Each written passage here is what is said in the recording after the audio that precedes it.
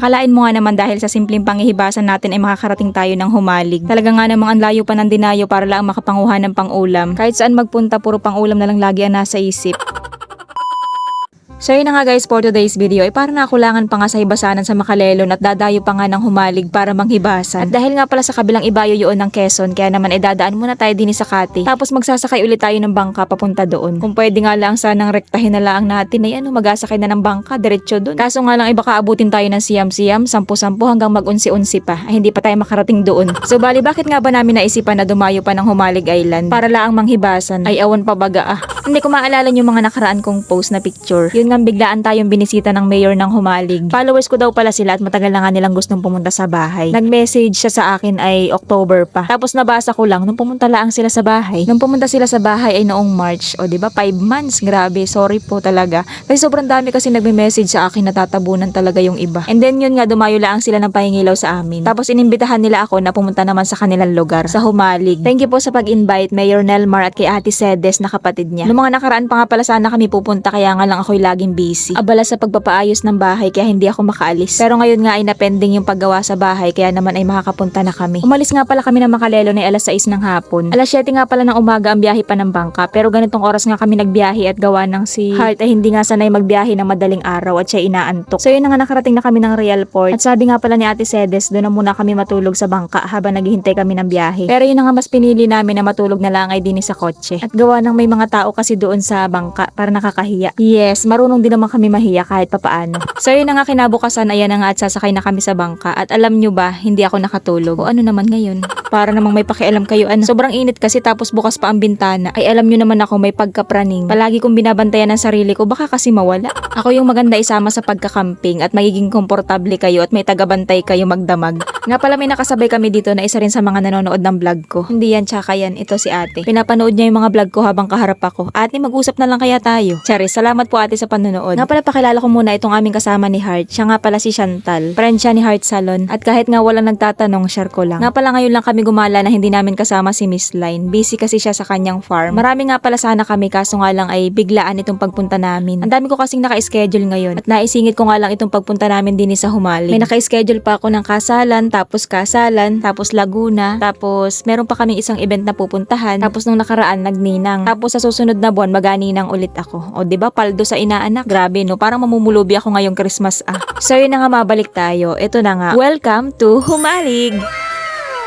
Wow, energetic Nga pala may napansin ako ditong lobster. Akalain mo nga naman talaga kakaawas lang ng bangka. Seafood sagad na nakikita. So bali sinundo na nga pala kami ni Ate Cedes at papunta nga kami sa kanyang resort. Kaso naiwan nga sila doon at inahintay pa ata nila yung sasakyan. Pinauna na kami. Gusto ko nga pala sana magpalipad ng drone doon sa port. Kaso nga lang ay sobrang init at saka masakit ang mata ko at ako nga ay puyat. Nakatulog man ako sa bangka, konting oras lang. Ang ganda pa naman sana ng view. Siguro pag pauwi na lang kami. So bali nandito na nga pala kami sa resort ni Ate Cedes. Sea Horizon Resort nga pala ang pangalan nitong kanilang resort. Nga pala libre lang yung accommodation namin dito. Salamat po Ate Cedes. Una ko nga pala napansin pagpasok namin dito sa kanilang room, yung design sa pader. Wala lang, nakyutan lang ako dun sa drawing. Tapos ang cute din ng design ng kanilang kisame at saka ilaw. Nagpahinga nga lang pala kami ng kaunti at gawa ng sobrang pagod sa biyahe. Tapos ayan nga, lumabas na rin kami at kakain kami ng agahan. Hindi na kasi kami nag-agahan at diretso na sumakay sa bangka. Nga pala ari si Ate Cedes, Huang Cedes. Siya nga pala yung owner nitong Sea Horizon Resort. Sobrang bait niya at napaka-humble. Medyo mahiyain lang siya sa camera. Pero yun na nga, syempre kahit saan tayo magpunta, hindi tayo atantanan ng seafoods. Kain po tayo mga katabudi. Ari nga daw pala ang nagluto niyan, kapatid nila. Palagi rin daw siya nanonood ng mga vlog ko. Salamat po. Nakatuwa naman sila kasi alam nila na hindi talaga ako madalas kumakain ng karne. At bawal nga sa akin, kaya naman daw seafoods ang hinain nila sa amin. Hala ano ba, parang nakaka-touch naman.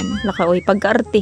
Pagkatapos nga pala namin kumain ay pumunta kami din sa kalapit na resort. Ito nga pala ay resort naman ni Mayor. Nakalimutan ko nga lang pala itanong ko anong pangalan nitong resort. Nga pala pagpasensyahan nyo na yung pagkakabidyo ko at napabilis. Kumbaga ay masakit sa mata, magalaw. Nung pagpunta kasi namin dito, parang wala sa isip ko ang mag-vlog. Parang gusto ko lang ay gumala, enjoyin lang yung view. Pero syempre dapat may vlog pa rin tayo kahit hindi to panghihibasan para ma-share ko sa inyo kung ano ba yung meron dito sa Humalig. At syempre para din dun sa mga gustong gumala, magkaroon kayo ng idea kung saan ba magandang pumunta. Nga pala halos 4 hours yung biyahe namin sa bangka, pero kadalasan nga daw ay 5 to 6. Grabe no, sobrang tagal. Tapos yung biyahe nga pala namin mula Makalelon hanggang Real Port, inabot din kami ng 6 hours. Grabe naman yung pagdayo ng panghihibasan na yan at napakalayo.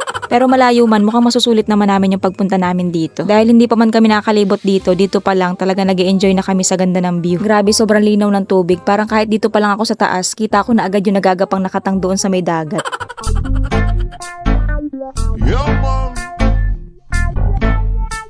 Trouble session.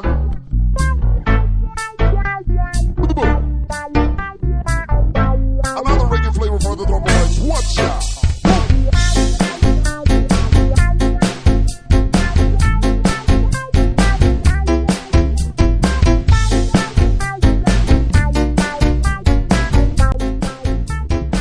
So yun na nga, mabalik tayo. O bala nga pala kaming tatlo dyan para magpaganda. Akala mo naman talaga may aganda pa. Piyestahan nga daw pala sa isang barangay dito at syempre hindi tayo magpapahuli at dadayo tayo ng sayawan. Ang taray naman at may sundo pa kami. Kahit sana pinaglakad nyo na lang po kami. Kayang-kaya naman nila Heart na maglakad kahit ganyan ang daan. So yun na nga, dito na nga pala kami sa piyestahan. Dumaan nga pala muna kami sa bahay nila Mayor. Kaya lang hindi ako nakapag-video kasi nakakahiya at may mga bisita siya. Nga pala ang kasama namin ngayon dito sa sayawan ay si Ate Sedes at saka itong pinsan ata nila. Nakalimutan ko yung pangalan. Nga pala kasama rin namin sila Mayor at saka yung asawa niya sa table na ito. Hindi ko nga lang mailiko sa kanila yung camera at nahihiya ako. Yes, hindi lang halata pero mahiyain talaga ako. Pero kapag naumpisahan na naman na magsayaw dyan sa gitna, naku, walang hiya-hiya, parang sinapian.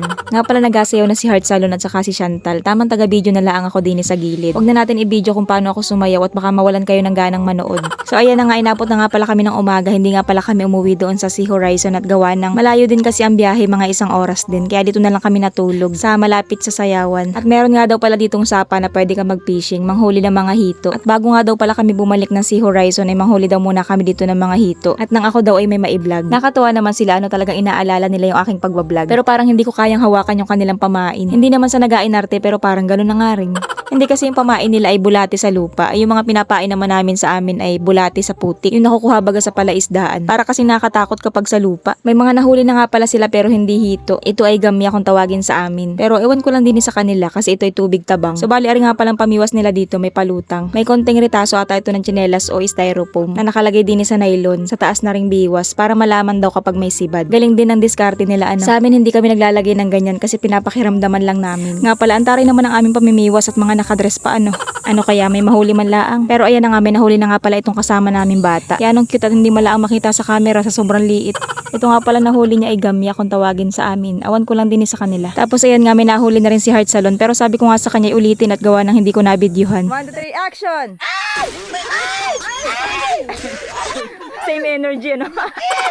Ngayon nga lang pala ako nakapamingwit ng hito, pero meron din naman ganyan sa amin. Iba nga lang yun, yung tinatawag na hitong dagat o patuna kung tawagin sa amin. Ang pinagkaiba nila ay 3 ang tinik ng hitong dagat, tapos ito ay 2 lang sa tigkabilang gilid. Sa lasa parang same lang naman. Nakahuli nga pala ulit si Heart. Aba, mukhang lapitin si Heart ng hito ah. Pero syempre hindi naman ako gapadaig at nakahuli rin ako, kaya nga lang ayan ang cute. Hipon ang sumibad sa akin. Nga pala habang naghihinaw ako din sa gilid, may napansin akong bagal ng paros. Tapos napansin ko nga ang dami din sa may gilid, mga nakabaon sila din sa putik. Halos dikit-dikit sila. At saka ang babaw lang ng pagkakalubog nila sa putik. Sa amin ang paros kailangan pang hukayin hanggang siko ang lalim nun. Tapos dito mga nakalabas lang. Parang unfair naman.